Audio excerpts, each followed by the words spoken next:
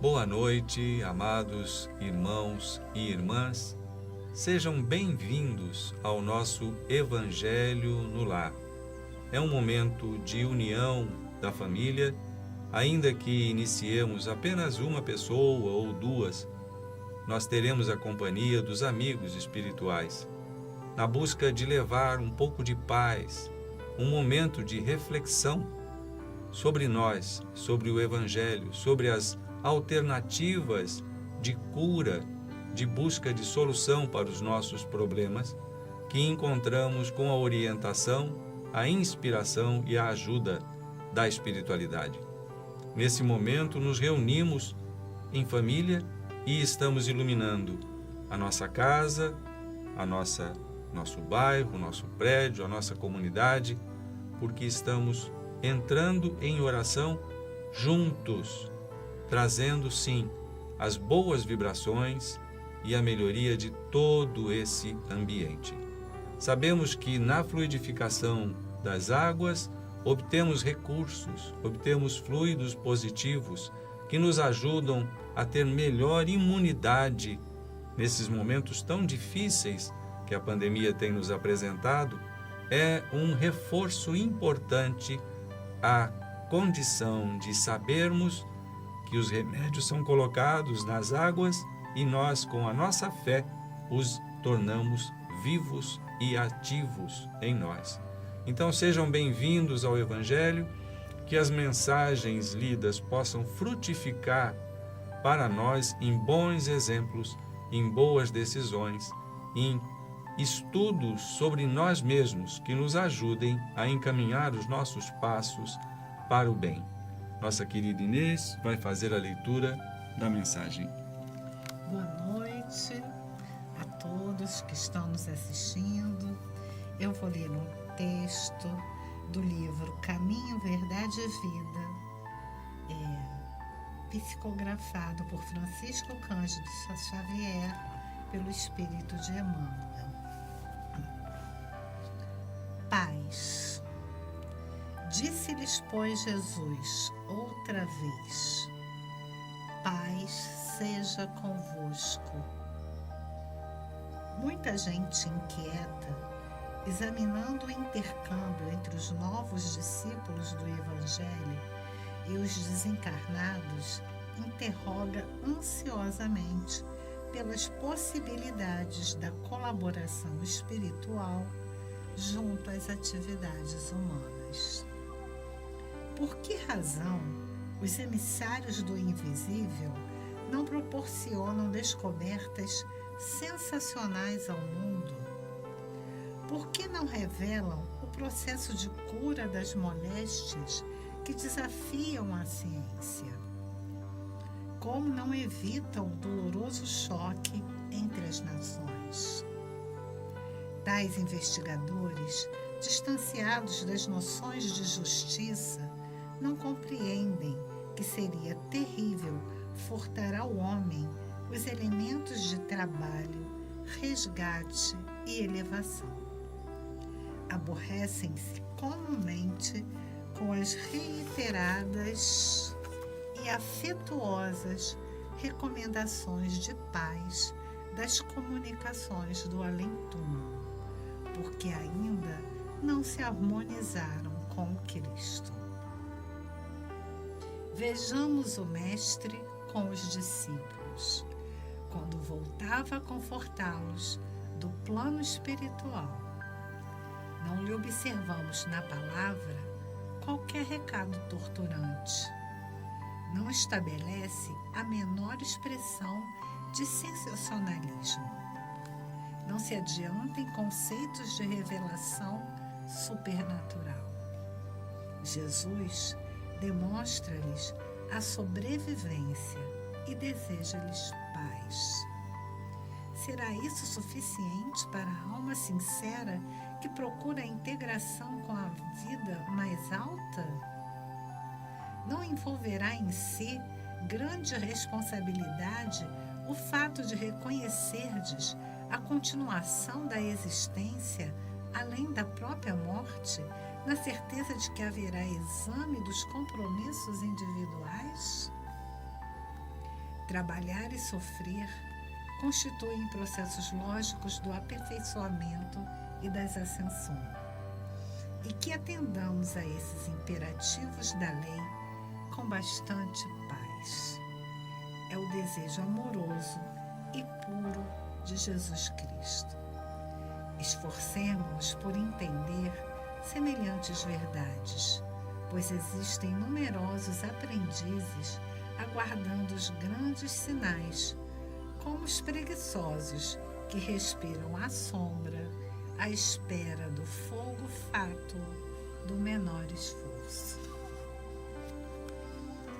Bom, esse texto, fala-nos da paz, que Jesus nos recomenda estar em paz, mesmo diante das dificuldades, dos problemas, pois nós viemos aqui, tivemos mais essa oportunidade de encarnação para crescer, para evoluir e para aprender e nos tornarmos pessoas cada vez melhores.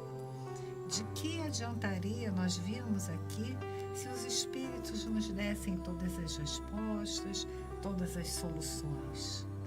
Aonde estaria o nosso crescimento, a nossa evolução? Então, por isso, Cristo nos recomenda que tenhamos paz. Fiquemos em paz, porque tudo concorre para o nosso bem. É maravilhoso esse texto, porque ele dá a possibilidade de nós conhecermos o instrumento dessa mudança em nós. Pode-se esperar, como a maioria dos nossos irmãos faz, soluções mágicas vindas da espiritualidade. Mas não é isso que o Evangelho e a presença de Jesus, como diz o texto, vai nos trazer. Não vai nos indicar, mesmo no Evangelho no lar, o que devemos fazer para corrigir as nossas dificuldades, para superar os nossos problemas de relacionamento, para fazermos melhores investimentos ou sairmos das enrascadas pessoais que nós tenhamos. Mas ele indica o caminho efetivo e, de acordo com o nosso entendimento e a nossa fé, único, para que tudo isso encontre a solução. A paz. A paz interior em cada um, que se iguale, se estenda numa união que começa na família, que se estende ao trabalho, que se amplia no contexto das relações sociais. Imaginemos por um segundo, como aquela música do Lennon dizia, imagine, apenas imagine que podemos ter paz. O Mestre nos dá nessa mensagem, muito linda, trazida por Emmanuel, a certeza de que é a forma perfeita, trazida por ele, se manifestando depois da ressurreição, para que eles tivessem paz, para que eles conseguissem levar a boa nova, independentemente das dificuldades que eles iam ter, mas que tivessem sim força, fé, condição de enfrentamento dessas dificuldades, porque em qualquer circunstância eles estariam em paz. Lindíssima mensagem, e nos faz tentar compreender e viver essa paz que sai do coração, não é, Inês? Sai do nosso interior, A paz começa conosco mesmo, para daí se expandir para os que estão à nossa volta e por todos os nossos círculos. Se você não está bem, está ansioso, nervoso, irritado ou irritada, você não consegue transmitir paz. Porque é algo que tem que estar em nós para podermos transmitir. Num abraço, que é algo tão difícil hoje em dia, mas que entre as pessoas do mesmo grupo ou familiares naturalmente protegidas é possível, se o nosso coração estiver em paz, ao abraçarmos o nosso irmão ou irmã que esteja desassossegado, nós poderemos transmitir alguma coisa dessa paz. É uma boa prática e particularmente oportuna nos momentos que nós estamos vivendo de tanta irritabilidade, tanta dificuldade. Que haja paz conosco. A paz esteja convosco, ele diz sempre, que a gente esteja nela, presentes em nós. Uma maravilha. Meus amigos, agora Inês vai fazer a prece inicial. Vamos fechar nossos olhos, nos conectar com a espiritualidade superior, com Jesus, com Maria, com Deus, nosso Pai maior, e pedir que eles nos abençoem, nos iluminem, nos deem sabedoria para lidar com as nossas dificuldades. Vamos pedir que a mensagem lida hoje no Evangelho possa tocar o coração de cada um de vocês que vão assistir a esse momento. Que a espiritualidade da nossa casa esteja presente e nos dê conforto, amor. Que possamos aproveitar as palavras que serão lidas aqui hoje. Que assim seja. Graças a Deus. Muito bem. Na sequência faremos a leitura de um trecho do Evangelho. O selecionado foi Bem-aventurados os misericordiosos, a indulgência, pelo Espírito José, um espírito protetor, em Bordeaux, do ano de 1863. Diz assim: Espíritas, queremos hoje falar-vos da indulgência, esse sentimento tão doce, tão fraternal, que todo ser humano deve ter para com seus irmãos, mas que tão poucos praticam. A indulgência não vê os defeitos alheios. Se os vê, evita comentá-los e divulgá-los. Oculta-os, pelo contrário, evitando que se propaguem. E se a malevolência os descobre, tem sempre uma desculpa à mão para os disfarçar. Mas uma desculpa plausível, séria, e não daquelas que, fingindo atenuar a falta, a fazem ressaltar com pérfida astúcia. A indulgência jamais se preocupa com os maus atos alheios, a menos que seja para prestar um serviço, mas ainda assim com o cuidado de os atenuar tanto quanto possível. Não faz observações chocantes, nem traz censuras nos lábios, mas apenas conselhos quase sempre velados. Quando criticais, que dedução se deve tirar das vossas palavras? A de que vós, que censurais, não praticastes o que condenais, e valeis mais do que o culpado. Ó homens e mulheres, quando passareis a julgar os vossos próprios corações, os vossos próprios pensamentos e os vossos próprios atos, sem vos ocupardes do que fazem os vossos irmãos? Quando fitareis os vossos olhos severos somente sobre vós mesmos? Sede, pois, severos convosco e indulgentes para com os outros.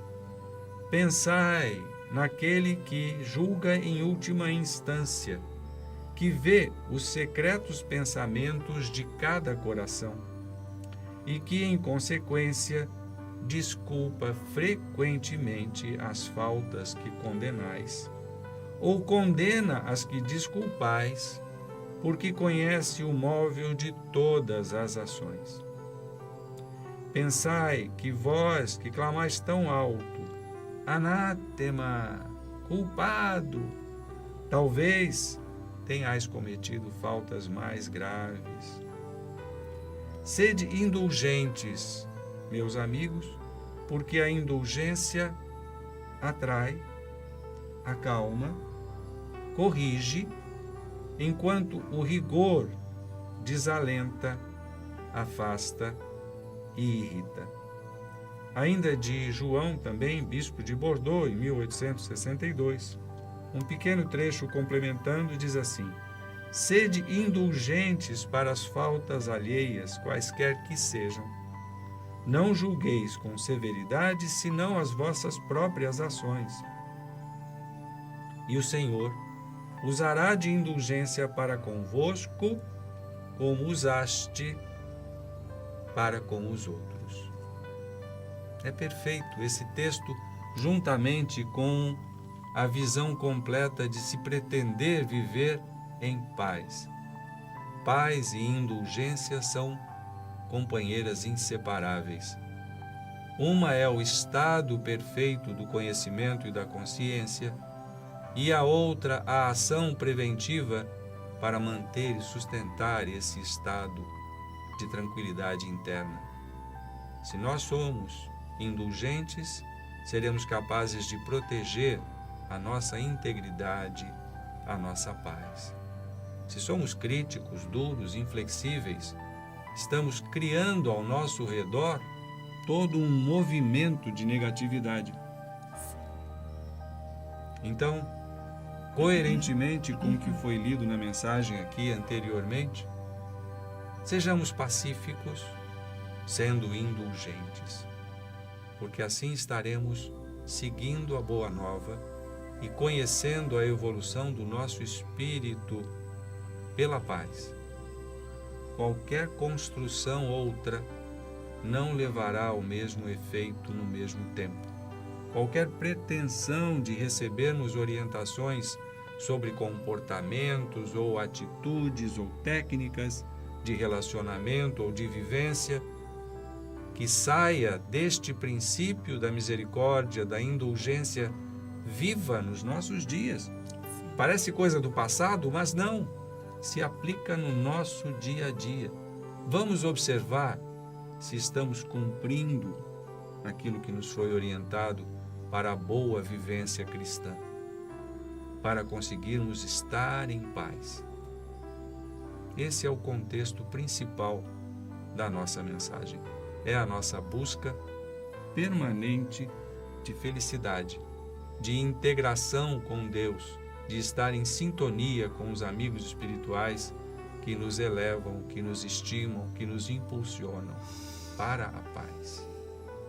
Então agora, meus queridos, vamos fazer a nossa prece final para depois podermos aproveitar a fluidificação das nossas águas, com vocês também nas vossas casas, e pequenos comentários para podermos finalizar a nossa reunião, cumprindo a nossa meta de hoje. Então, a nossa prece final de agradecimento. Amantíssimo Mestre Jesus, amados guias e mentores espirituais, mentores da nossa casa, Francisco de Assis, que nos ensinou a indulgência e a misericórdia com toda a sua vida, Fabiano de Cristo, que se dedicou a esse amor ao próximo, assim como Bezerra de Menezes, que são os faróis que iluminam a nossa busca de conhecimento e de ações cada vez melhores para o nosso crescimento. Elevamos o nosso pensamento a vós para que chegue a Jesus, nosso Mestre, esse momento de gratidão, onde nem podemos pedir nada que não seja o aumento do nosso entendimento e capacidade de praticarmos a indulgência para chegarmos a viver mais e mais momentos de paz como estes. E assim, elevando a Deus nosso pensamento, plenos de gratidão como criaturas, pedimos a permissão para encerrar, dando por completo o nosso estudo do Evangelho no lar. Que assim seja. Graças a Deus. Vamos à nossa água? Sim.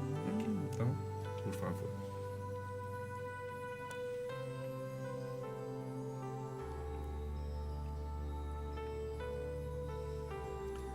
Algum comentário final que você queira fazer? Que essa água possa nos dar aquilo que nós estamos necessitando. aquilo que cada um de vocês que está assistindo, que colocou o seu copo de água perto da transmissão, possa também receber aquilo que está necessitando através dessa água. Paz Paz e bem, paz e luz, paz, muita paz.